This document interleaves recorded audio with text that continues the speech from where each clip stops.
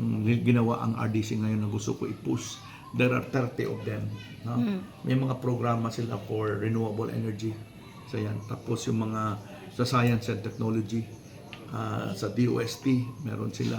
And of course, yung mga programa ng ating mga national government agencies to upgrade yung kanilang services, lalo na sa DILG and sa DSWD and others.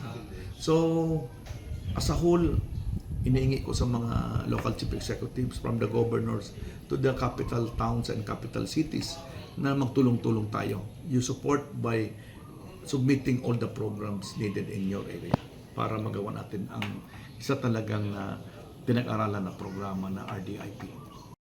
Ang kasama yan doon sa 30, yung agriculture and fisheries, aquatic resources natin, kasama yan doon. And ito naman climate change. As a matter of fact, ako bilang gobernador ng Albay, naglagay ako ng pondo sa climate change program natin para maipagpatuloy natin ng pag-aaral bilang laboratory ng ating bansa. Ang Albay baga is a calamity-prone area. So may pakita natin, may bago na kasi ngayong ginagawa, yung impact-based na rides. Hindi na yung basta lang what is what will be the effect. So impact na anong mangyayari, like ilang bahay ang masisira or ilang dahil sa baha, ilang ang mga gusali ang maapektuhan. Impact-based na tayo. Papareho ng lindol. No? Ito ang pinag-aaralan natin ngayon. And Legazpi is one of those selected. So from there, we will learn something sa pag-curtail natin yung ating mitigation and adaptation to climate change. Gusto ko magpasalamat kay Pangulong BBM sa kanyang pagkitiwala sa akin na mamuno nito napakalagang pwesto ngayon sa kanyang administrasyon. Yung RDC chair, which according to him, kailangan na ngayon ng mga proyekto manggaling talaga sa RDC because yun ang magaling sa taong bayan. Yung mga programa ng LGUs, ng mga private sector representatives na makita natin para ang paglaki, ang progreso ng isang bayan galing mismo talaga sa kailangan ng mga tao. So, papalakasin natin yung RDIP, yung sinasabing Regional Development Investment Plan. Yun talaga ang trabaho namin. Lahat yan ng mga proyekto from the various provinces, cities, municipalities, even the barangays, para masagutan yung kanilang mga pangailangan. Ilalagay natin sa RDIP, isusubmit po natin yan sa DepEd. And yan DepEd po, ilalagay yan, isusubmit yan sa Congress, para yan po ang mga priority programs ng bawat region sa paggawa ng ating General Appropriation Act. So ilalagay po yan sa NEP, yung tinatawag natin na National Expenditures Program ng ating bansa. No? And rights, ang malaga ngayon tinatawag namin 30 na flagship program ng Bicol. Number 1, yung ating PNR. Nakita natin medyo nahinto. Ibabalikan natin yan. Kailangan kasi natin ng talagang mass transportation. No? Na tingin namin yan ang dulot ng paghihirap ng Bicol kasi ang connectivity namin, ang means of transportation namin ang hirap. No? Yung South Road, inaabot lang ngayon na 15 hours. No? Ang ibig sabihin, talagang ang aming kalsada hindi na dependable. No? Lalo na sa pagdala ng mga produkto. And we do believe that ang cheapest means